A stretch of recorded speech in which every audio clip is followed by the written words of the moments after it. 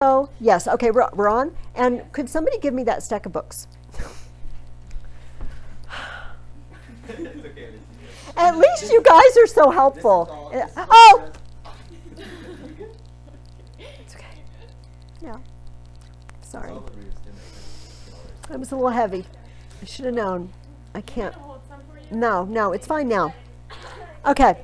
Let me just pile every. Okay. Why did you come to class? Well, okay, here's the thing. I thought about it, but next week is our break, by the way. Don't come here next week. And it's just like I organized it specifically so that we could, and I have a lot of classes. I have 5 classes today. It's just a lot of, you know. Oh, and Thomas, I'm sorry. This is from last week. Oh, right. Your dad brought the computer and then he just walked away and I turned around and like, wait.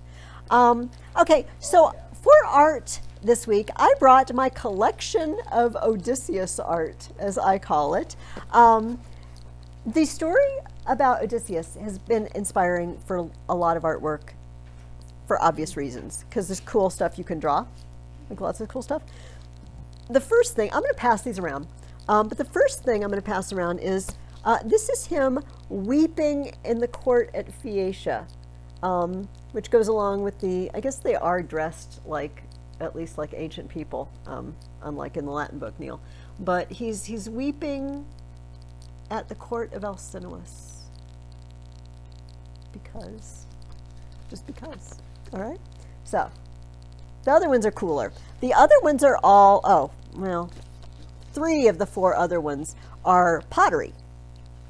I will show you the one that's not pottery, first of all. A very apparently popular subject has been the sirens. Like, we love him tied to a mast going past the sirens. But some of them are kind of creepy because it doesn't really tell you. There's different, in Greek legend, there's different descriptions of the sirens, you know. So this is a Renaissance painting. These sirens, they have lady heads, but they're birds. Oh, it's disturbing. Pass it around. Be disturbed. The last 3 are pottery. They're ancient Greek pottery. They're not Renaissance art. But the first 2 are Odysseus. Here we have tied to a mast. Topless sirens singing to him. You may take it, Pastor. We have, this is a beautiful pot. This is a nice example of the blackware. This is redware. The background is black and the figures are in red. And again, he's tied to the mast. I don't know why she's flying completely upside down. Don't know. Don't know. The last one I'm going to let you look at. This is a Greek plate, and see if you can decide what is happening here.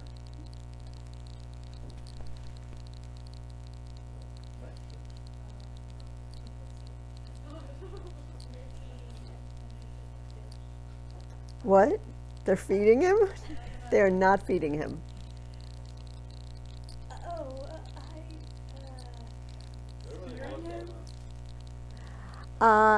Yeah, it's because he's not ugly enough.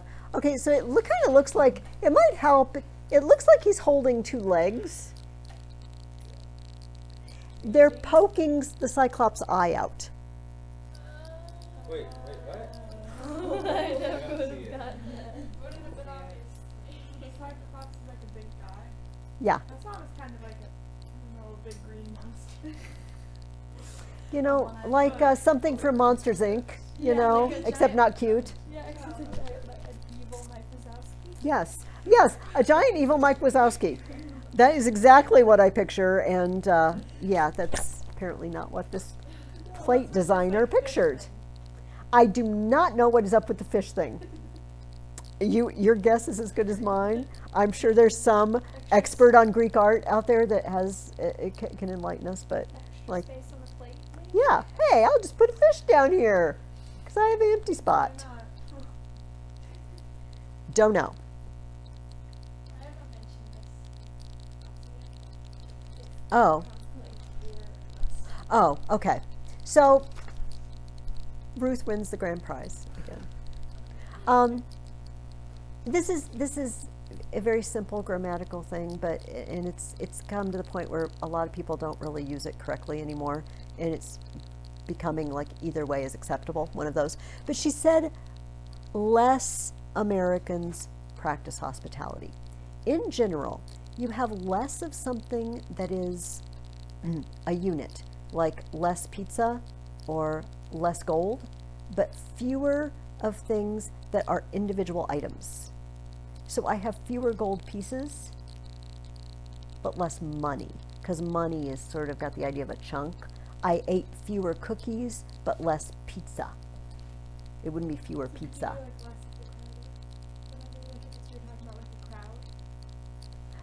Yes, because crowd is a thing, right? I mean, I know it's made up of a lot of individual people, but the idea of crowd is a lump. So whenever it's a lump, we say less, and whenever it's individuals, we say fewer.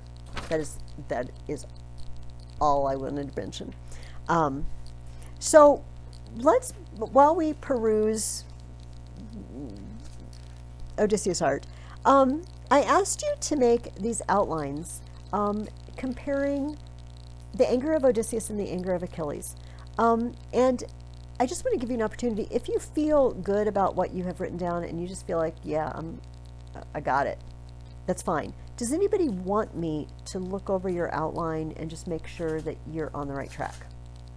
I didn't get the outline stage. Okay. Well, you know, you have 2 more weeks to do this.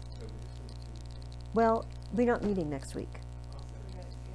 So you actually have a couple of weeks. I want to apologize to all of you. I very poorly introduced that to you, and I just beat myself up later. What was I thinking? What we should have done is done it in reverse. We should have thought of things to compare, like the causes of their anger, the effects of their anger. See, we should have done that first, and then put underneath each of those headings how they're the same and how they're different. Okay? And I just botched that for you guys, and we did them in the wrong order, and I apologize. So I hope I did not make it unclear for any of you. But are we all pretty sure we know what's expected? It's going to be 5 paragraphs. It can be more if you just have so much you want to compare that you want to add more. I'm good with that. You got 2 weeks, you know. Maybe life is boring for you and you just decide to write a longer paper. That's fine. If not, that's fine too. And so it's going to have an introduction and a conclusion. The normal things that we put in an introduction and a conclusion, which are all listed in the back of your reading guide, right? And then your 3 body paragraphs are going to be comparing and contrasting. How are they the same and how are they different? 3 aspects of their anger, like the causes, the effects, the fallout, the things that we mentioned last week. As everybody feels good with that? Okay. You all know how to get a hold of me, and if you don't, your mothers do. If you have any questions while we're on break, don't ever feel like you have to wait or you can't do your assignment because, oh, I'm not going to see her and I can't ask my question.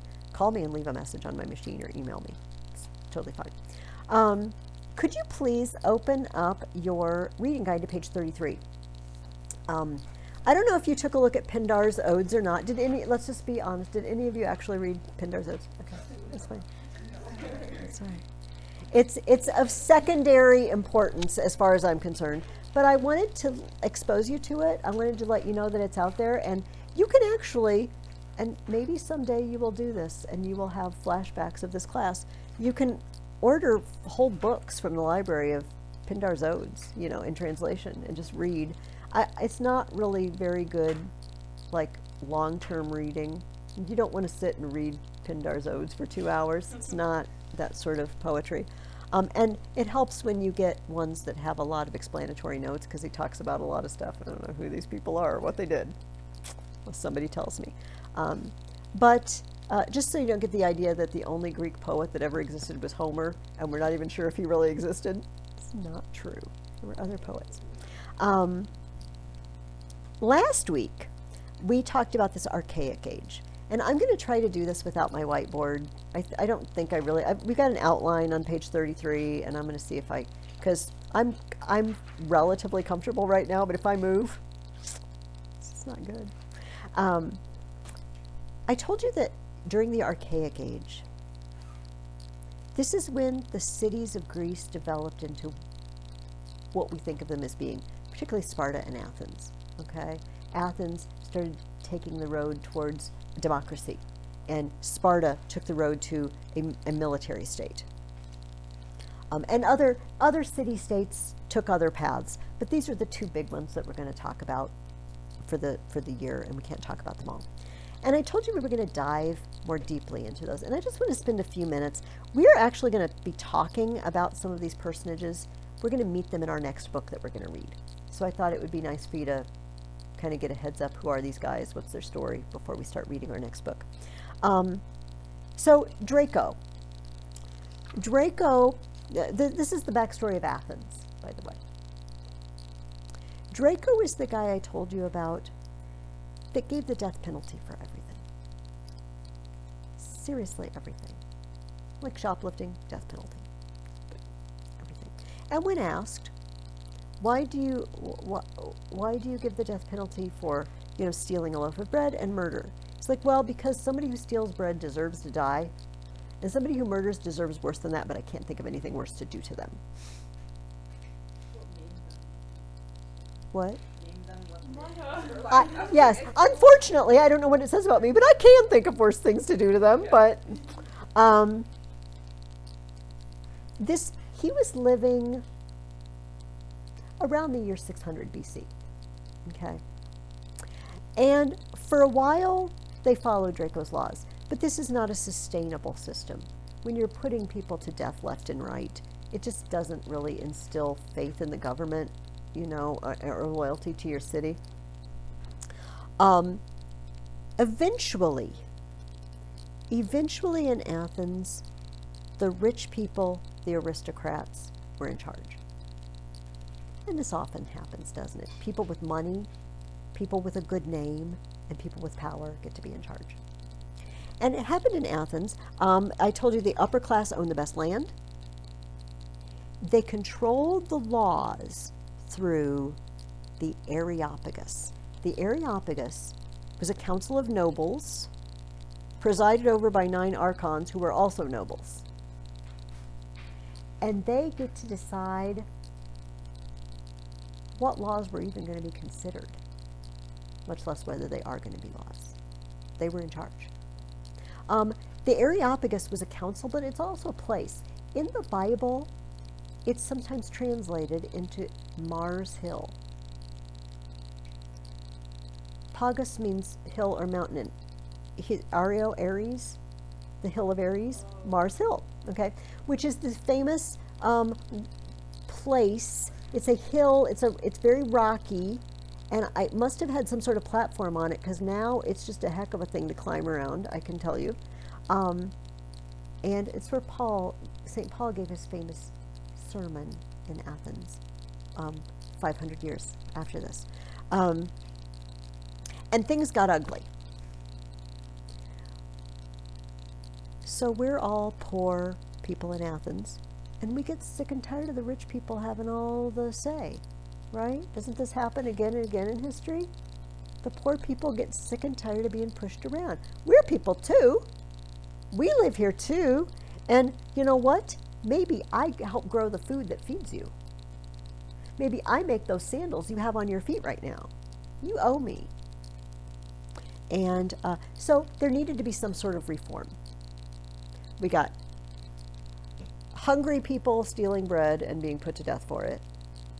And we've got a council of 9 guys who are basically running the show, the archons. And then they graduate to a larger council, but it's still all noblemen. So they asked a man named Solon to redo their legal system. Solon, you are a good and wise, I was going to say a wise guy. He's not a wise guy. He is a wise man. We trust you. Fix it. And he did. The story is that he was quite a traveler. And so he had experience of a lot of other legal systems and government systems. So he does a few things. I put this on your outline. He canceled debts. We're resetting the clock. Of course, if you're a nobleman and a lot of people owe you money, how do you feel about this?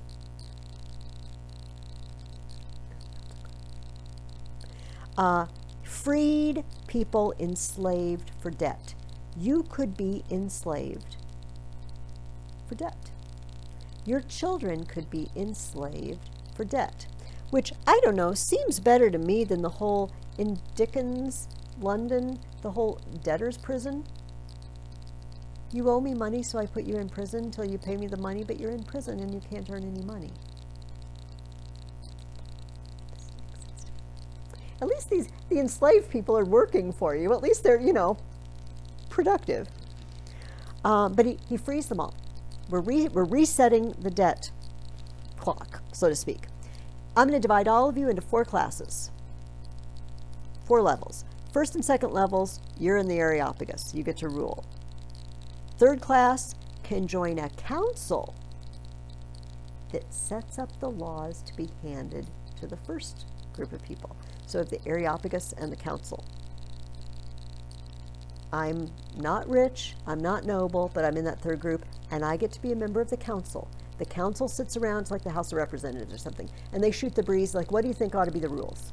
What should we do? And then they pass their decisions to the Areopagus, and the Areopagus gets to rule. So a few more people are getting a say. This seems good. The fourth class was given a vote in all assemblies. So everybody gets to do something. Everybody gets to vote. The assembly, everybody but the lowest people, get to decide on what laws to be voted on. The Areopagus gets to final say. I mention this in some detail because, as far as we know, this is the first place in the ancient world where everybody was getting a say. Rome, very early, also started letting more and more people of the city have a say in the laws. What were most people, what was the government of most places like in the ancient world? Think of who's in charge in most places. Just think Bible, think like kings. It's a monarchy. And you just cross your fingers and hope your king isn't really, really nasty, right? Oh yeah, we don't want Draco for a king. And what were you going to say? What? I mean, he wasn't just putting people to death, he was putting anyone who did anything wrong. Yes. Which isn't like I mean, it's not good, but it's not like It could, like somebody who randomly puts people to death. Yeah, like you Yes. displeased me. So I'm reading about Rome. I'm doing all my Roman research right now for next year and making one of these for Rome. And I just read Tacitus's annals all about Tiberius and Caligula and Nero. It's like, yeah, it could be worse. Just think, it could always be worse. but- it also could always be better. But everybody got a say of at some level in Athens. And this is as early as like 500, 520 BC. All right. However, nothing ever stays perfect for very long. I'm not saying this was perfect, but it was good. It was better than what they had going. A guy named Pisistratus decided, and he was a nobleman, he decided he just didn't dig this whole system and he wanted to be in charge. I'm just going to be in charge. We're going to read a lot about Pisistratus in the first few books of our next book. But he seized power and made himself tyrant. And I want to talk about this word tyrant before you start reading our next history book. What do you think of when I say the word tyrant? Mean. Draco, except it can be worse. Nero, that's who you think of. But in ancient Greece, tyrant didn't mean that. It meant you seized power illegally or unconstitutionally, all right? You might be a pretty decent guy, and you might do really good things and still be a tyrant because you are illegally in charge. Does that make sense? So, but it's hard because when we read ancient history, and every time there's a tyrant here and a tyrant there, and everybody's a tyrant, it's like, man, it must have been awful back then. Everybody was a tyrant. It's like, no, that's not exactly what they mean, although some of them were. So Pisistratus made himself tyrant. He was actually a pretty good ruler, but he passed it on to his son, Hippias. He had two sons, Hipparchus and Hippias, and Hipparchus ended up getting murdered in a way that we are going to read about later, and I'm just not going to go into. So, point being, all is not rosy in Athens. It's not like they've set up the perfect system of government and it safeguards them from all danger, because this guy came in and set himself up. Last thing on our list, the evolution of Athens, Cleisthenes. Cleisthenes came in and he said, we got a problem here. You know, some people live in Athens, and then some people live down by the coast, but they're still in Athens territory.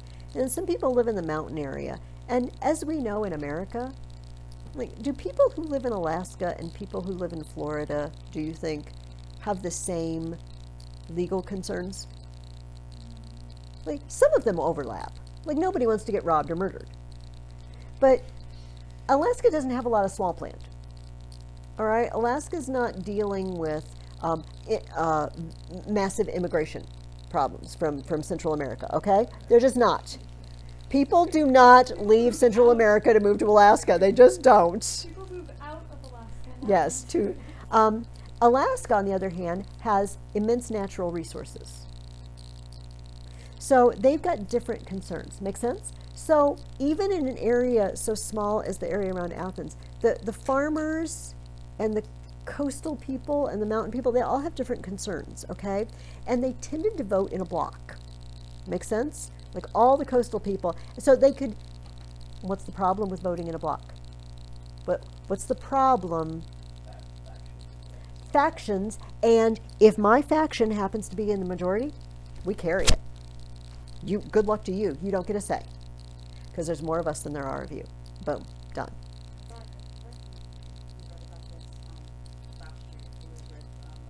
We did in one of the Federalist papers that we were talking about faction.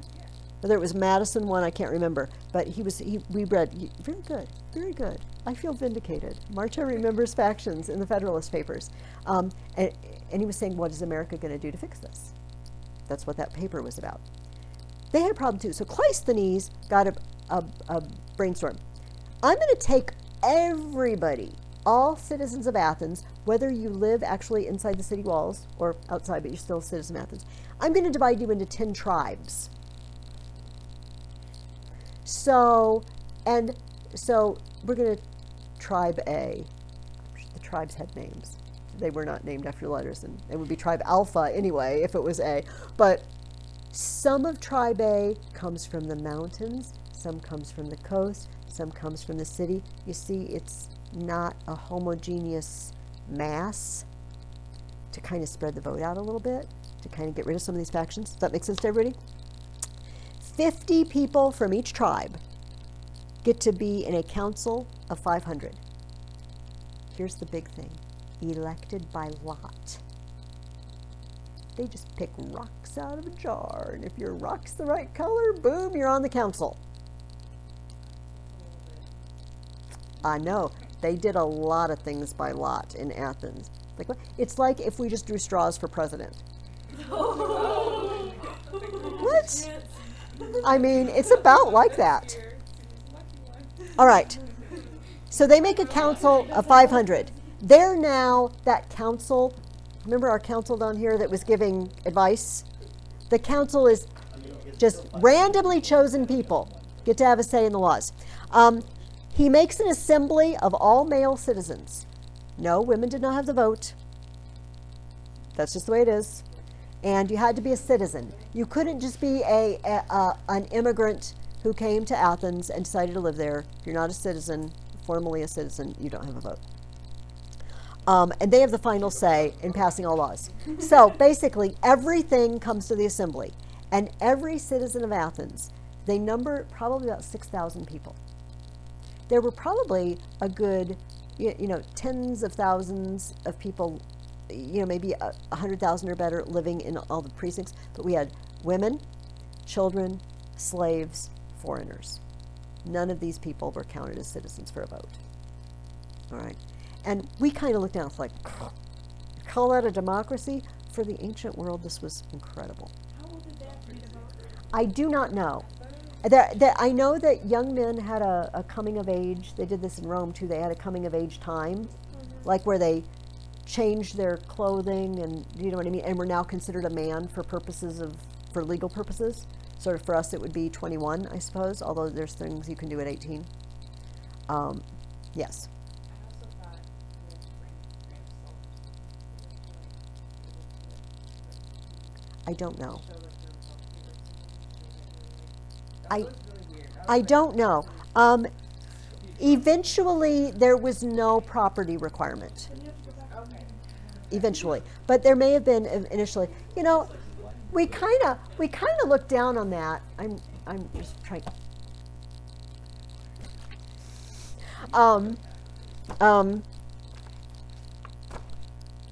There really is a legitimate reason for a property requirement for voting.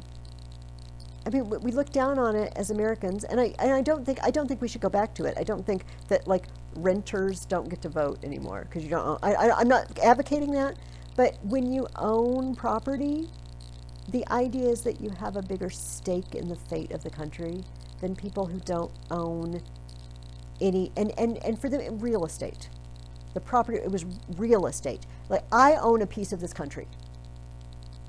My piece may not be very big, but by golly, I own a piece of it, and I should have more of a say than someone who doesn't own a piece of it. I'm not saying we should go back to that, but I'm saying that's the rationale. It seems mean to us, but Farmers and stuff more than when it's actually yes. Because if your livelihood is tied up with your land and something happens to your country, you're toast. But if you've got gold bullion and that's all you pack it in a bag and you go somewhere and you can recover. But the people that lose their homes and their property can't recover as easily. Does that make sense? I don't know. I'm not saying yay rah, let's do that, but it's not as weird. Okay, and Cleisthenes did one last thing. He introduced the concept of ostracism. So, if someone seemed like they were a rabble rouser, or they just seemed like they were getting too much power,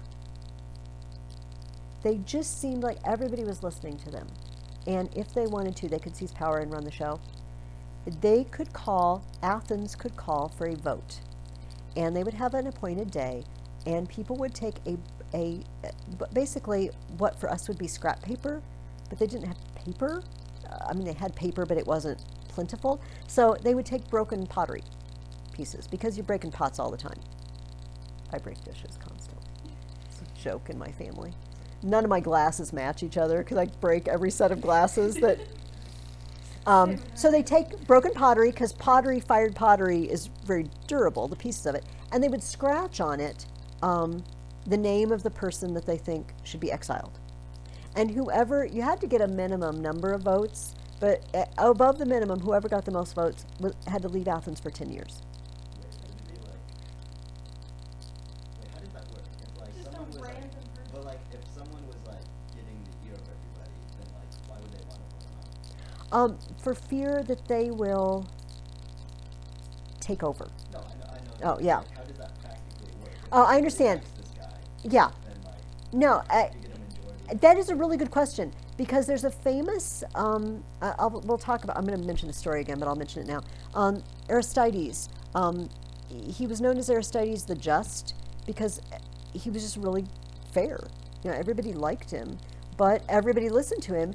And the story goes that they were having an ostracism day, and a guy that couldn't write stopped Aristides on the road, and he didn't know who Aristides was. And he said to the guy, well, whose name do you want me to write down? Aristides. And Aristides turned to the man and he said, what has Aristides ever done to you? And he says, nothing. I just get so sick and tired of hearing him called the just. Sometimes people don't need a lot of reason, apparently.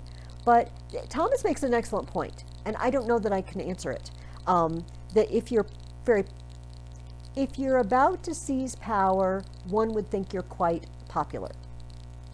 But if you are quite popular, how do you get a party of people to get rid of you, unless it's a party of people on the other side? Because Cleisthenes, bless his heart, his 10-tribe thing does not erase factions.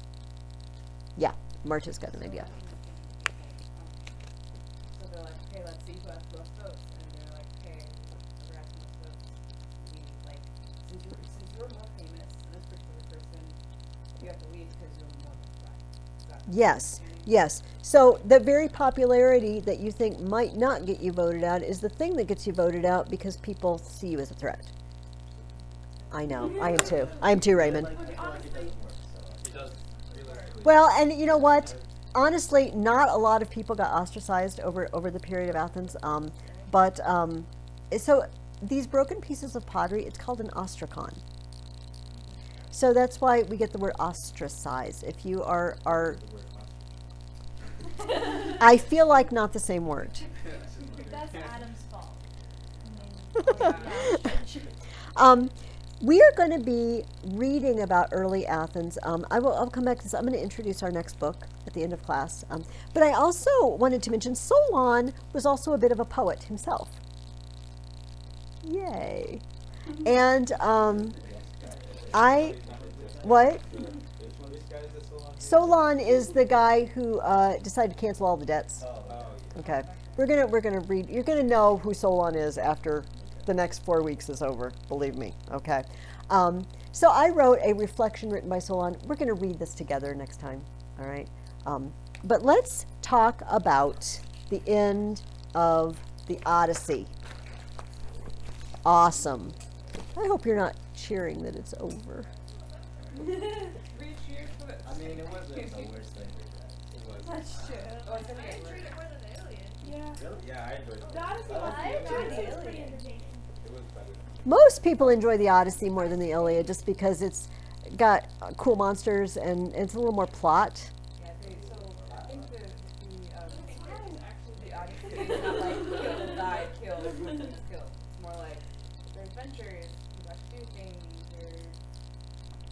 it's not just die, kill, die.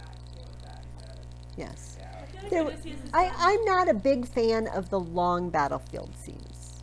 I just got to tell you. You know, I'm also not a fan of the Two Towers, the Helm's Deep. I'm sorry. It goes on way too long. Maybe it's because I have the like the extended version or something. But I always doze off. Wait, in the movie? How? Oh, How the can movie- you call like, yourself I a mean, Tolkien fan? The movie. Okay, weird story. I was eating soup, was really kind of like, Well, I don't know for you, but Hold on, I got to hear this story. Twin Towers, and that's when Two Towers. That's scary. At one part where the orcs were eating the soup, Yes. and they're like, no more soup, and I was eating it like it looked like the soup, and I was like, I pushed it aside, I'm like, that's pretty gross. Okay. I read the Sin of Gluttony and Dante while I was eating lunch. Okay, so this is just me personally that my tastes don't run to that. I'm not saying it's a bad Hold thing. on. You're talking about the movie, not the book, right? I am. Okay. You like the book, though, right? Yes, but it took me a long time to get through the first time. Of course, I was in 6th or 7th grade. Yeah. Okay, but it just took me a long time. Get through, like, the first 3 chapters of the first book. Okay, okay. First chapter, But like, yeah. second, then I like put it down and I took a nap. Like I was like, I can't do this. I didn't really have a choice. My dad read it to me, so I kind of. Okay, back to the Odyssey. I'm so sorry Weird. that I did this. I'm going to go through the stuff that I wanted to highlight, and then I just have one particular question that I need you guys to help me answer because I don't understand, and you guys are going to help me understand today. So, in Book 19, Penelope has an interview, a private interview with Odysseus, which is just awesome. He tells her, I am a man who's had his share of sorrows. And she answers him. This is her situation. I yearn for Odysseus, always. My heart pines away. They rush the marriage on, and I spin out my wiles. I spin my intrigues. And then she tells him the story of the weaving and unweaving episode. He tells her that he's from this bosh about, how he's from Crete, that he hosted Odysseus once. She tests him. Do you remember how she tests him? Yeah. What did he look like? What was he wearing? And of course Odysseus knows. Down to the very pin that pinned his cape that Penelope gave him. So she knows he's legit. I don't know if he's telling me everything that's true, but this guy knows Odysseus. He was with him and he saw him once upon a time. He goes on to tell him the story, and listen to what he says to her. I have heard Odysseus now at last is on his way. He's just in reach, enriched the Thesprotian country. The man is still alive, and he's bringing home a royal hoard of treasure, gifts he won from people of those parts. His crew? He's lost his crew and hollow ship on the wine-dark waters off Thrinacia Island. Zeus and Helios raged, dead set against Odysseus, for his men-at-arms had killed the cattle of the sun. He's telling her the truth. But not Odysseus. Clinging tight to his ship's keel, the breakers flung him onto dry land on Scheria, the land of the Phaeacians. This is as close to truth as Odysseus has gotten in this whole story. He tells her the truth. I wonder why. Does he think that it's so close to the time when he's going to reveal himself anyway, hopefully, that it doesn't matter anymore? Or that it'll make her feel better? Or it's his wife. Like, does he feel more relaxed suddenly and he just sort of lets the truth out? Maybe he wants her to guess. Mate, I like that. Maybe he wants her to guess because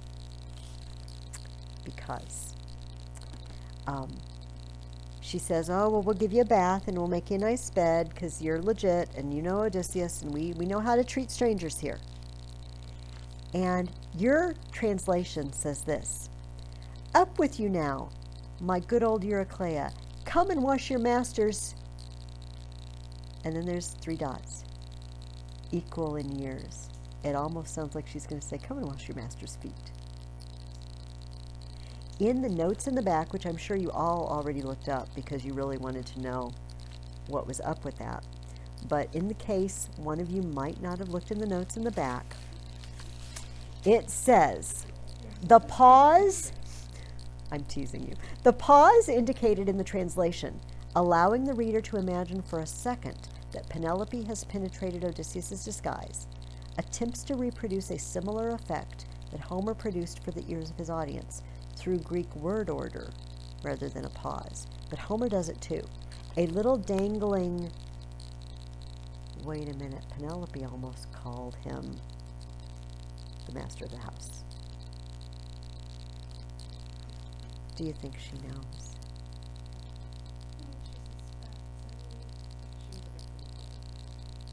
Yeah, Penelope's not an idiot. She's shown that she's not an idiot. Yeah, later when they tell her, he's back, all the suitors does like, nah. I think you must be dreaming. She's too afraid to What is a subconscious thing? That reaction that he had. You mean the second reaction, the reaction that it can't be real? Oh, the pause. Oh, maybe.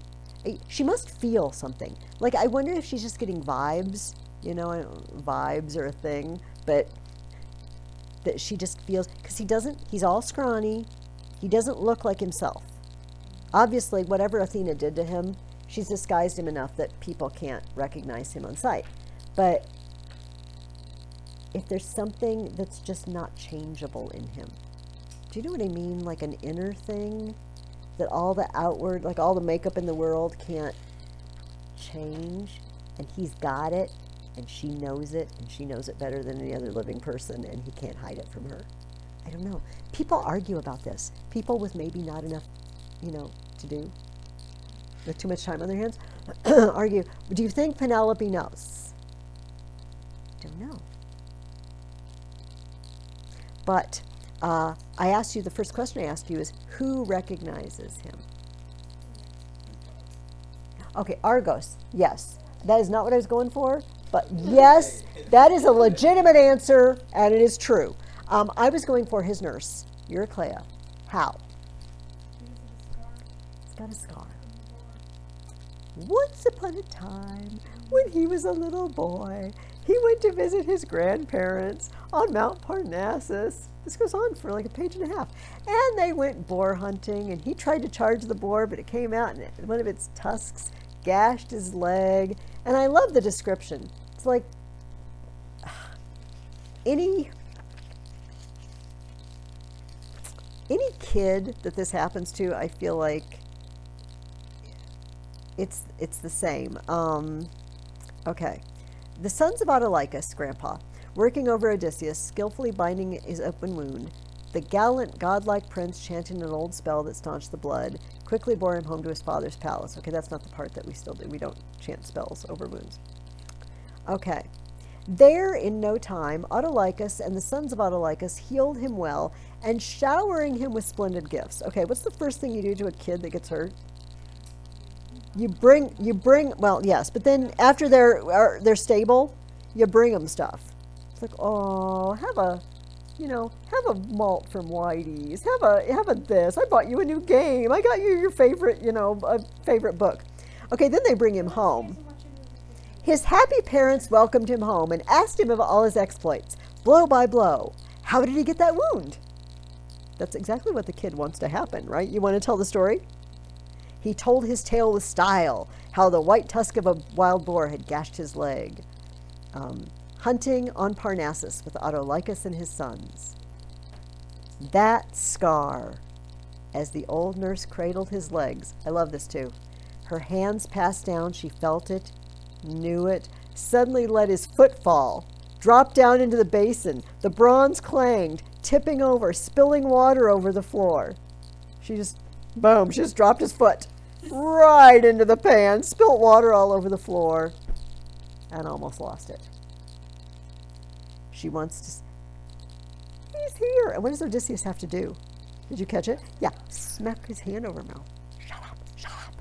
Do you want to get me killed? He seems a little rough with her, frankly. But, yeah. And she's looking at Penelope, and Athena has conveniently distracted Penelope. Penelope's just looking in the other direction. She doesn't know what's going on. I love this. So, another ally. Eurycleia is probably not going to be a whole lot of help on the fighting. But it's good to have allies nonetheless, who can block people in when you don't want them wandering out and getting butchered. So he gets his foot bath and goes back to Penelope, and Penelope has had a dream. Do you remember Penelope's dream? The geese. I keep 20 geese in the house. From the water trough they come and peck their wheat. I love to watch them all. But down from a mountain swooped this great hook-beaked eagle. Yes, and he snapped their necks and killed them one and all, and they lay in heaps throughout the halls, while he, back to the clear blue sky, he soared at once. But I wept and wailed. Only a dream, of course. And our well-groomed ladies came and clustered round me, sobbing, stricken. The eagle killed my geese. Now, of course, we know what this dream means. In fact, it says, that he tells her, the geese are the suitors, and Odysseus is going to come home. But why do you think in the dream she loves to watch them all, and she weeps when they're dead.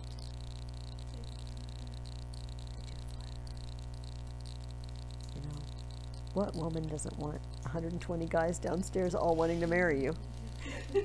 Even if it's just because of your stuff. And she's got a grown son. I mean, she must be looking pretty good still. You know what I mean? Like, she's got to be 40 plus.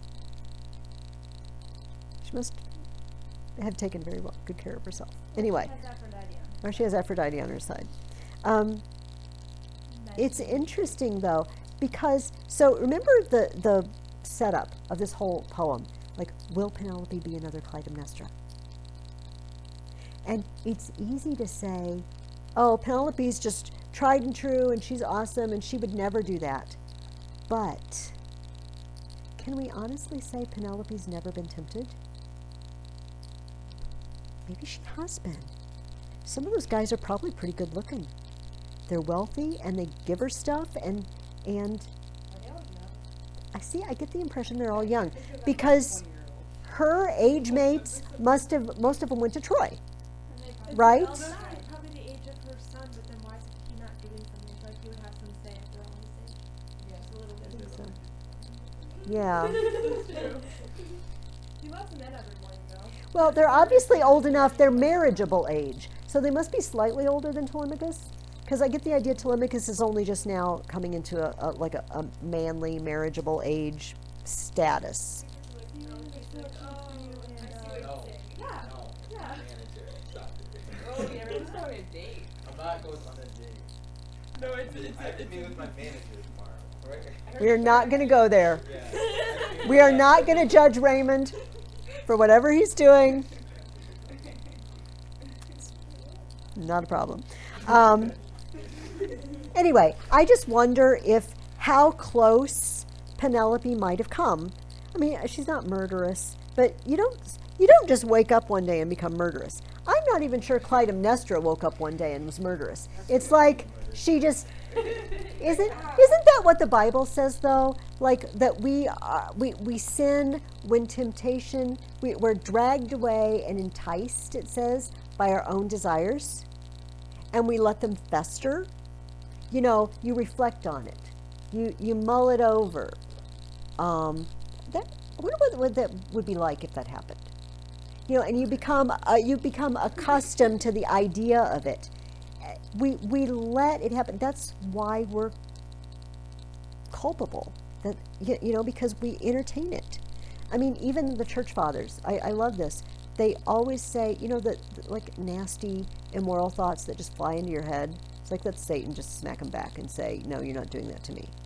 But the things that really get us are the things that we entertain. All right. You know, we use the phrase entertain a thought. Are you familiar with this? Okay. But think about what entertaining is. It's like, oh, come in, take a seat. Let me give you a cup of tea. Would you like, you know, a muffin? We entertain it.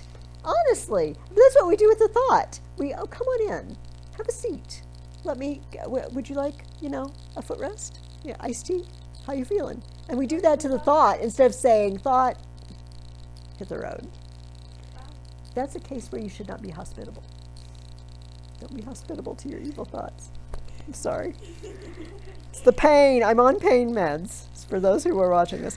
No, they're mild pain meds. I feel like now I've got I'm suddenly glowing. Because the sun, like, It's the mild pigment. Yeah. oh my, okay. Was there a bird? No. Something was fluttering. Oh, it's very bright. So Penelope gets an idea. Here's what we're going to do. I've given up. I don't think Odysseus is ever coming back. Okay, so depending on your view, maybe she's saying this to him knowing it's him, and she's saying, here's an ultimatum.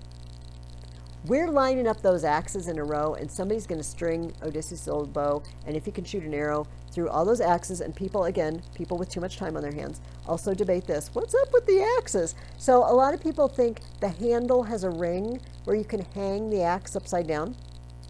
Do you know what I mean? An open spot? Or a lot of people, so picture the axe head. I can't do, okay, so here's the axe head, all right? And then a little loop here attached to it so that you can hang the axe from something. And so they're going to line them all up so those holes line up, and then you can shoot the arrow through all 12 axes. Does that make sense? Okay, so, which apparently Odysseus was good at. I skipped the second question, that Odysseus says he was from Crete and that he was entertaining Odysseus there. I'm sorry. But we're moving on to this Festival of the Bow. Or this not Festival of the Bow, this Contest of the Bow. Whose feast day is it? Either Artemis or Apollo. It I says, haven't read it, at least you're honest. And now through the streets the heralds passed, leading the beasts marked out for sacrifice on Apollo's grand festal day. And the islanders with their long hair were filing into the god's shady grove, the distant deadly archer. And I asked you, hopefully obviously, what is ironic about the fact that Apollo's feast day is that day? Because these guys are all just going to get shot down. If he'd had a machine gun, I'm not sure he could have done better. Boom, boom, boom, boom, boom, boom, boom. Taking out all these guys.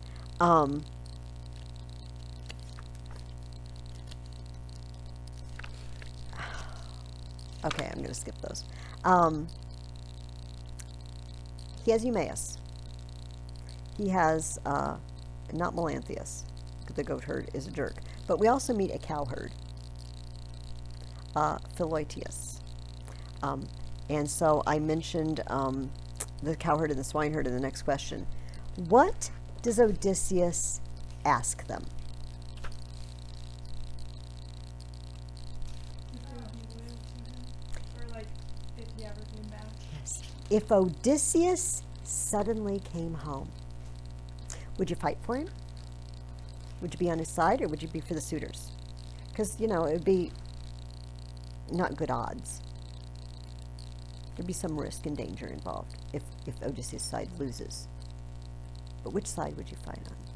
And Eumaeus and Philoetius are both, boom, Odysseus. Oh, I wish he would come back.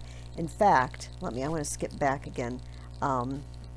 Father Zeus, the trusty cowherd, shouted, "Bring my prayer to pass. Let the master come. Some god guide him now. You'd see my power, my fighting arms in action." And Odysseus answers this: "Now I know that of all my men, you two alone longed for my return. From the rest, I've heard not one real prayer that I come back again." You've been gone 20 years, and you get two people that are happy you're back again. Okay, so his son is happy, and his nurse is happy, I realize. But there's only a very small core that are loyal to Odysseus at this point. How does that make you feel? either they feel like the suitors are I mean, they're probably thinking that the suitors are going to press them. No, I mean, how would Odysseus feel to come back and have almost everybody's turned against you? I'd be heartbroken. It would just be very, very discouraging. He's about to go into battle here, and it's just very discouraging. He was a good king, as far as we can tell, you know. I mean, it wasn't his fault that he took all those guys to Troy. And it really wasn't his fault that a lot of them didn't come back. I still hold him responsible for the guys the Cyclops ate.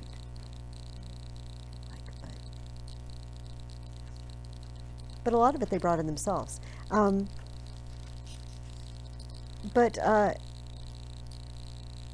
Eumaeus the next morning, I love this. You know, he spends the night in the palace, and then Eumaeus comes back in the next morning, and And he says, I broke into a sweat, my friend, when I first saw you. See, my eyes still brim with tears, remembering him, Odysseus. He must wear such rags. I know it. He's actually wearing those very rags. My heart aches for Odysseus. Okay, so Odysseus comes back in, and the suitors start passing the bow around. How? What kind of athletes are these guys? Apparently not very good. They don't come up. They don't even come up to Telemachus, because Telemachus almost does it. Do you remember his dad gives him a desist? Don't do it, because he almost makes it. They try and they stink at it, and so it's not a direct quote from the poem. The first guy can't do it, and he says, I love this line. I'd like to know what it is in Greek. Here is a bow to rob our best of life and breath, all our best contenders. He doesn't mean it literally. He means, man, this is a tough bow to string. It's going to wear us out. But he says, this is a bow to rob our best of life and breath. So, are you guys familiar with stringing bows? I mean, I don't know, that's, okay, you know. What does that mean? Like, you make it sound like, I had a bow that was really hard to string. okay. Okay. So my daughter did too. She had a long bow somebody gave her, and it just really, you put it behind your back, you know, and rested it maybe against the back of your calf, and then you'd bend the top, and you'd have to, it really bent hard, and hook the string in place. You don't leave them strung because it's not good for the bow. And so they can't even do that. So Antinous, that jerk Antinous, sorry, he is, you know, says, well, let's put it by the fire, rub it down with grease, let's limber it up. You know, the problem is not us. It's not that we're too weak. The problem is the bow, obviously. It just needs some limbering up. And, you know, Penelope never gave him permission to rub it down with grease and warm it up, but they do. And then they decide, you know what, let's just rub it down and let's just go eat. It's a feast day. Let's just go eat. We'll do it tomorrow. You've been waiting for, I don't know, at least several years for Penelope to pick one of you? Yeah, we'll do it tomorrow. Let's go get some more of Odysseus's food. And, of course, Odysseus has set this up in advance. You know, I'd really like to try that. And of course, the suitors react predictably. You jerk. Don't touch it. Do you think Penelope's going to marry you, nasty thing? This is also my version, not straight out. Okay, then comes my favorite moment. And no, it's not the arrow through Antinous' throat. Well, that's pretty good. Why is that one of the most sad? So they mocked. But Odysseus, mastermind in action, once he'd handled the great bow and scanned every inch, then like an expert singer, skilled at lyre and song, making the pliant sheep gut fast at either end, so with his virtuoso ease, Odysseus strung his mighty bow, and quickly his right hand plucked the string to test its pitch, and under its touch it sang out clear and sharp as a swallow's cry. You just see that he grabs it, boom, boom, boom, and I'm ready. Give me an arrow. I love that, for some reason I love that moment, that touch of, he just strikes the string, like he's about to play music on it, like it's a harp, just to make sure it's tight. Apparently he knows enough about his archery to be able to test the string by the pitch, to know that it's tight. I love that. I don't know, I can see your faces like, yeah, it's okay. No, I do. Ding. Okay. And then he shoots an arrow straight through Antinous' throat. Who, did we all see him going first? Yeah. He had to be the one who went first. It was so sad. It's so satisfying. It is. So Meredith says it's satisfying. Why is the death of the guilty so very satisfying? They get their just desserts. Do people generally like to see justice done? We do, don't we? Why?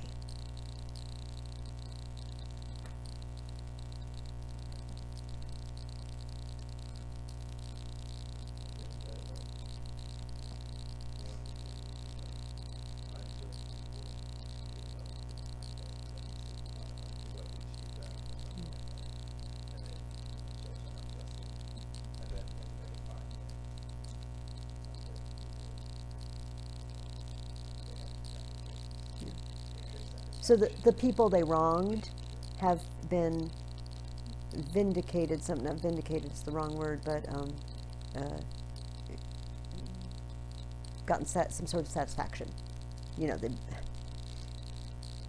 I wonder if if that's part of the spark of God in us, of God is just.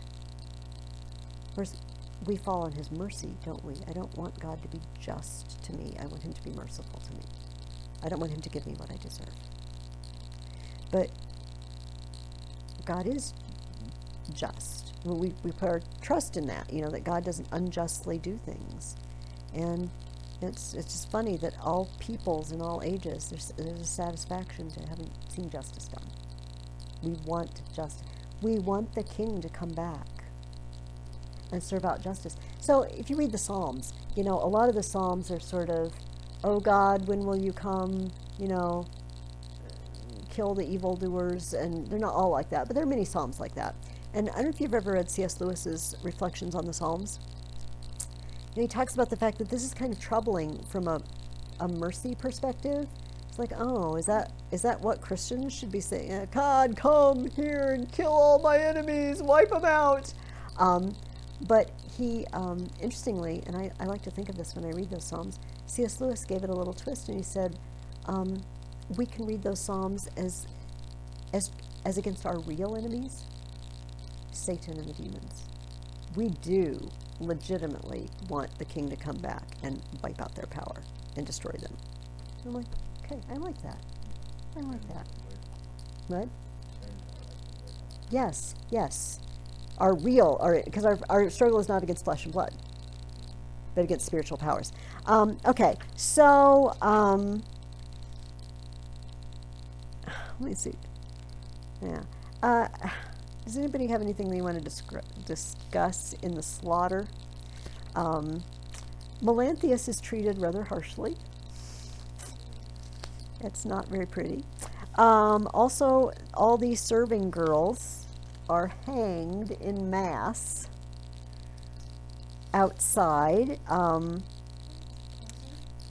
Yes. Which one's the guy? Isn't there like one guy that was like one suitor that was like kind of like okay? The bard, they excuse him, and yeah, and the herald. And apparently, they feel like their status was they were forced to do whatever they did, that they were more servants of the suitors. And again, it was we're outnumbered. If we say no, they'll abuse us. And Telemachus speaks up for them. Medon is the herald, I think. Well, there was one suitor that before the slaughter started, we talked about this last week, Odysseus went to him and he said, you know, you don't seem as bad as the rest. Like, really, get out while you can. I'm paraphrasing, obviously.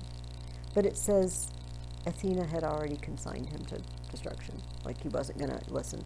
But one of them, after he shoots Antinous, and then, of course, they think it's an accident. Like, oh, you stupid beggar, look what you did now. You shot Antinous. You're going to pay for this. And they don't get what's going on here. But there is a suitor that begs for his life. but I don't think any of them make it out. Only the herald and the bard. What happens to finally convince Penelope that this is really, really... The bed is, part of the bed is a tree that is rooted in the ground. Now, think about this. If no one else knows that, what does that imply about Penelope's behavior for the past 20 years? No one's been in that bedroom. Only the servant who tidies the bedroom apparently is the only one who knows. No one else knows. She's kept his bed in place for 20 years. And he knows it, and she knows it. And it's lovely. She tells him, he tells her the story, but it seems like it should end there. Does it not seem like a little bit like it should end there? Yeah, happy ending. But here's the thing that I said I wanted to ask you guys your opinion on. He's got to tell his dad he's home. His dad, Laertes, Meredith, would you be so good as to put this book over on that chair for me? Because I learned my lesson about, and I just don't want to fling it. Because I keep flinging things and they go into the desk. It's all right. And it says he goes to his dad. Okay, his dad is living in a hovel out on the farm, and he's like, I don't know, dressed in rags, but he could use a new suit of clothes. Okay. He used to be king of Ithaca, but he's depressed. His wife died, as we found out, from grief. And Odysseus says, oh, should I tell Dad that it's me, or should I test him? Oh, well, I'm going to test him. Okay, here's anything. You got anything on this? Why in the world would Odysseus feel, I mean, he's obviously not afraid of his father. What is he? Does he think his dad doesn't love him anymore? Maybe you'll think that. I don't know. Think that the mom, like the reason she died was because because she died of grief. Okay, Odysseus' that daughter. that's not bad. Or maybe he's like, why were you gone for 20 years, girl? 'Cause- Yeah. Why didn't you come home sooner? Yeah. Like, I mean, I guess he probably would have done it. All the stories. Probably he doesn't want to have that. Oh, you're not Odysseus. You're lying to me. You can't be Odysseus. He's dead. And then he could just change the I Like, you know, like when you're like trying to find something out, and then like sometimes like while you're scheming, you get like a little lost in it. oh yes, So you're scheming? Could be used yes. to lying. I know what you mean. Planning. Do you mean he just got carried away with his own little tricksterness? Do you mean Thomas, that maybe his love for spinning out tales and being a trickster got away from him, Yeah. and he forgot who he was doing it to? It's like the story about Mm-hmm. when he forgot to raise the guy. Oh, okay. He got carried away. And He got carried away. His honor and his whole story got carried away, and then forgotten his dad killed himself. These are not bad. Well done. Every time I get to this part, I thought, you jerk. Like, I liked you until this moment, and then it's your dad. One other thing while you guys were talking occurred to me, though. Maybe to ease into it gradually because he's afraid the shock might kill his dad.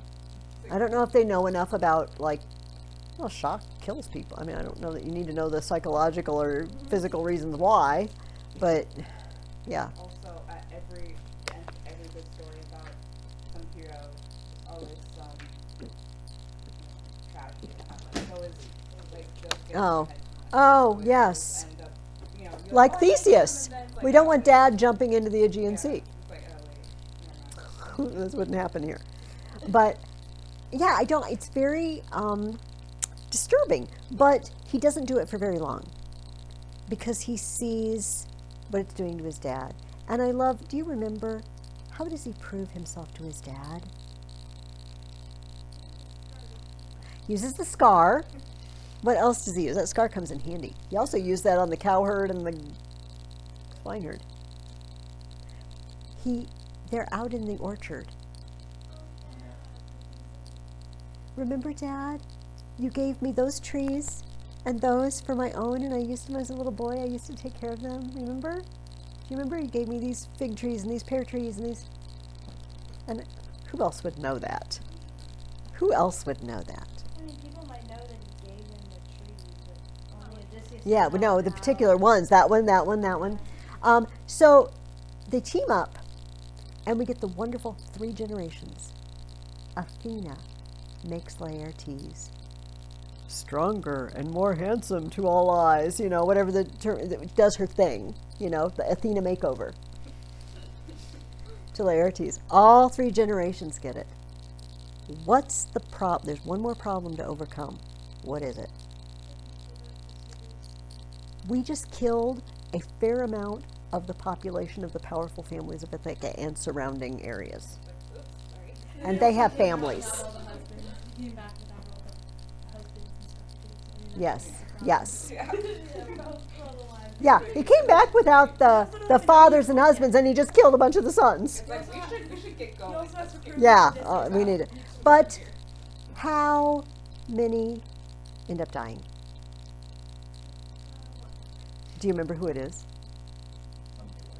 Of these dads and brothers and that come and waylay them, and they're gonna. Oh, the most the worst leader.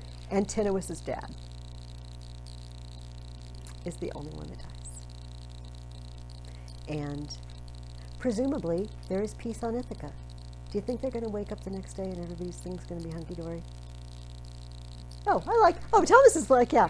I feel like there's going to be some work to be done. Do you know what I mean? Building of bridges to people whose families have been killed. But Just to replenish his larder. yeah, he's going to need to get a whole lot more cows, goats, and pigs.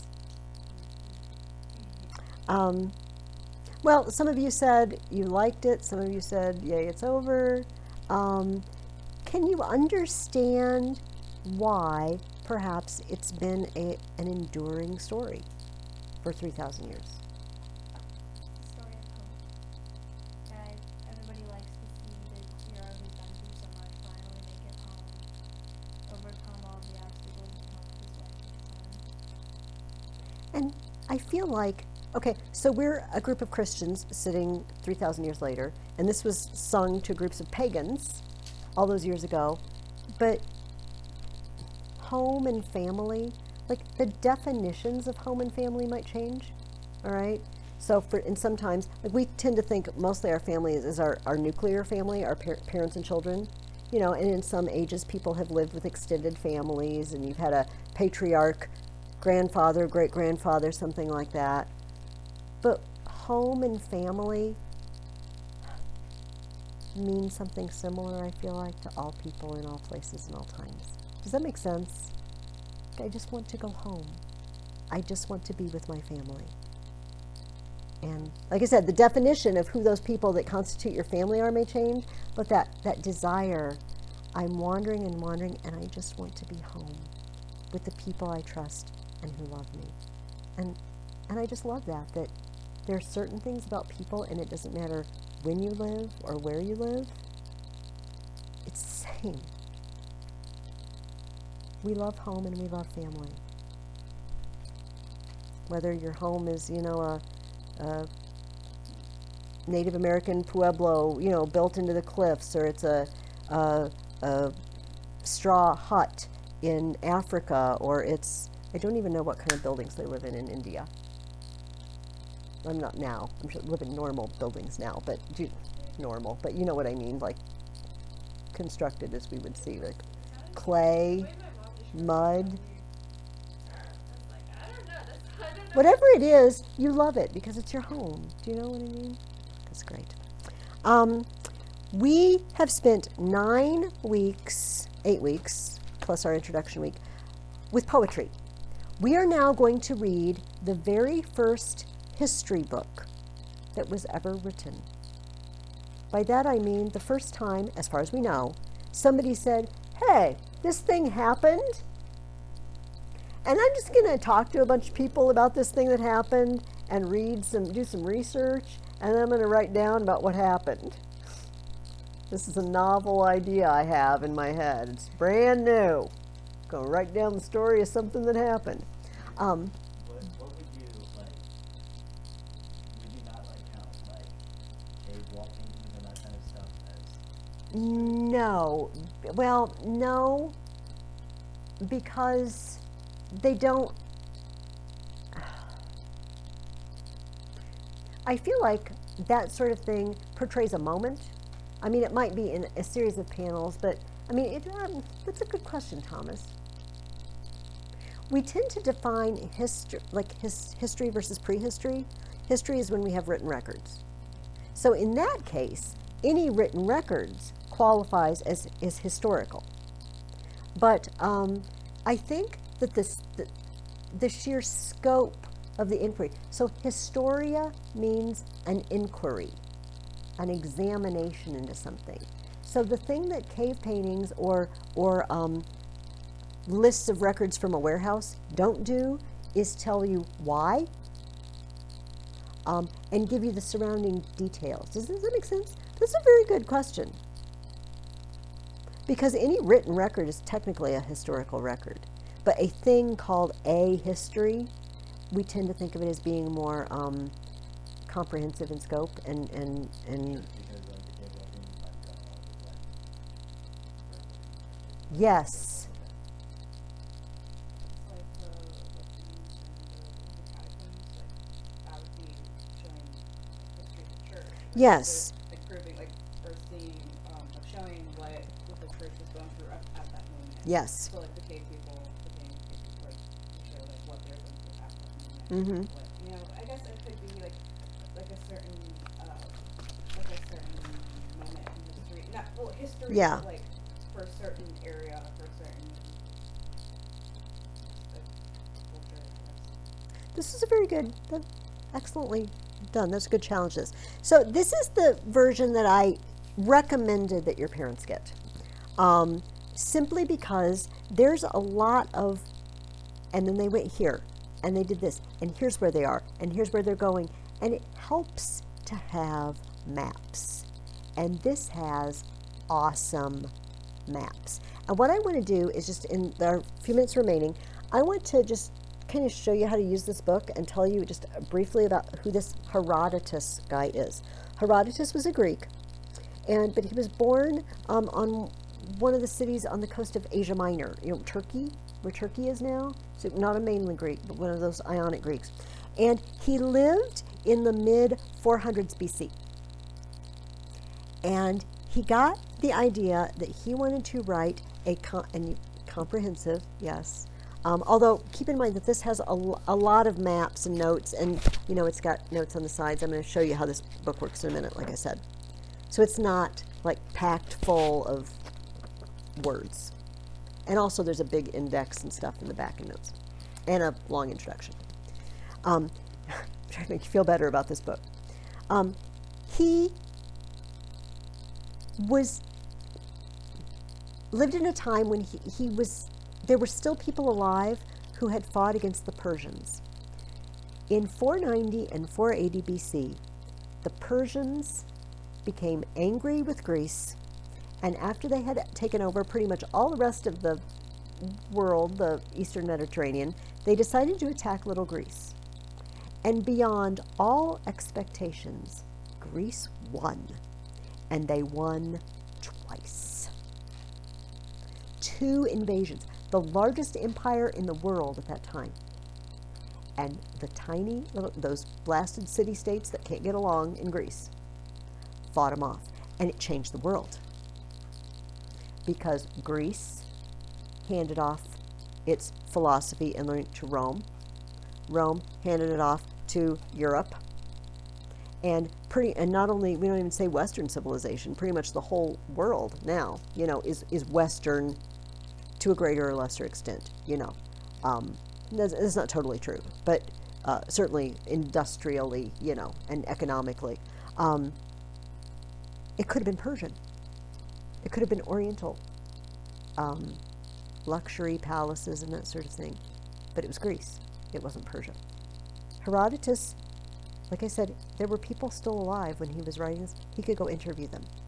But Herodotus is notorious for something. Okay, I'm going to try to talk and sit up at the same time. Herodotus is notorious for digressions.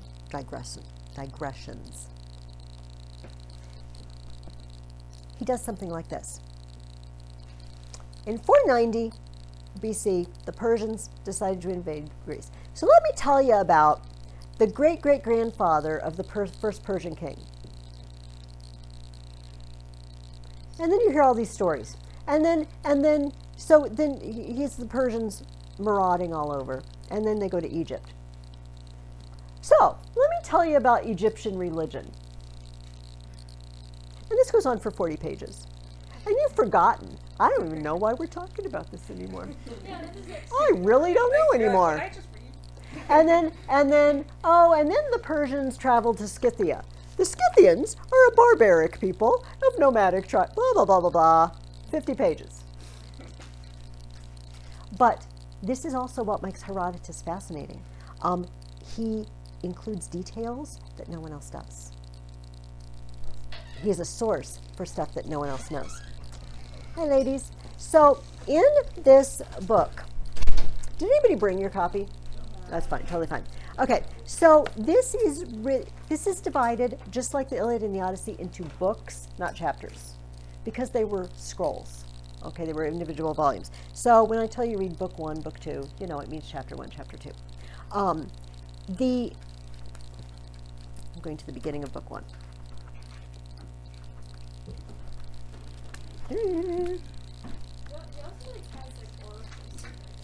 Yes. He tells you what all the oracles say. Okay, so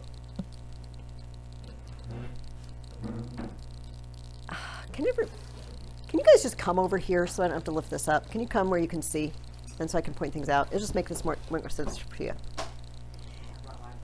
This is book 1. All right, this is book 1. And you open up, obviously you can keep it, you don't have to know this, but so it says 1:1, book 1, paragraph 1. And then each sentence has a number. All right, so this is book 1, paragraph 1, sentence 4. And look at the footnotes. They all say like 111, 112. They're telling you which sentence it's in. All right. And then the maps,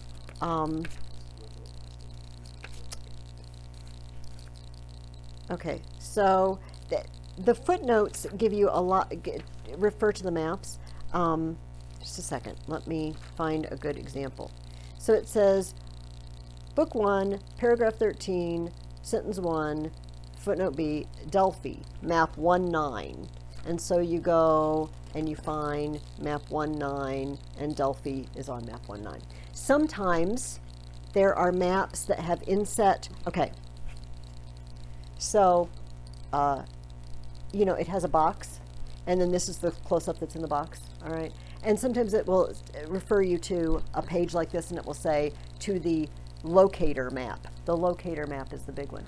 You guys will figure it out. But I just thought if you kind of knew, because you start browsing through this like, what the heck? And then in the margins, there is a summary of every single paragraph. Do not only read the summaries. But, like it says, Egypt consists of mud deposited by the Nile River. A description of the dimensions of Egypt. Length of the Egyptian seacoast. Okay, and it tells you what's in there. So this is helpful when he digresses. Then you can go back like, what were you talking about? Also, 2 more helps for you. In the beginning, there is an outline of the entire book. Outline of text. It tells you by book and paragraph what he's talking about. All right, and I've done one more thing for you. In your reading guide, I have a timeline, Herodotus in the Bible. So, times things mentioned by Herodotus, and well, things that are happening and where we know about them. You can see where the prophets and where like the Babylonian exile and everything, where they fit in, okay? So- Because the king that you're going to meet, the first king, is the king in the Book of Esther. Like it's the same king. So this kind of helps you weave them together and figure out, okay, this is the same guy, this is going on at the same time. What were you going to say, Thomas? Do historians like typically like take this as fact, or like is it more like up to you to type? No, this is not a Geoffrey of Monmouth or no. This is okay. Sometimes Herodotus says things that seem to be geographically not correct, and we're like, okay, I think maybe this was hearsay, but he does claim that he did a lot of research. Can we revisit that question after you read a little bit, and let's assess because some things pretty good. Now, I'm going to have you read just a lot. This is a long book, the first 3 books. And it's in your reading guide, you know, the questions. So for week 9, I've got Herodotus book 1, Herodotus book 2, Herodotus book 3. All right, and when you run out of questions and you get to the next week, then you've read enough. Okay, I'll tell you, the first time I read Herodotus, I'm like, who is this guy? And somebody give him ADD meds or something, because he cannot stay on track at all. I don't mean that in a disparaging way if anyone in here is on ADD meds. I mean, seriously, he just can't seem to keep the idea of what he's doing. But then the more times you read him, the more you're like, yeah, I kind of like the little digressions and visiting here and there and everywhere. I'm trying to move my foot. Okay, could you hit my computer to turn it off? Hit the, yes.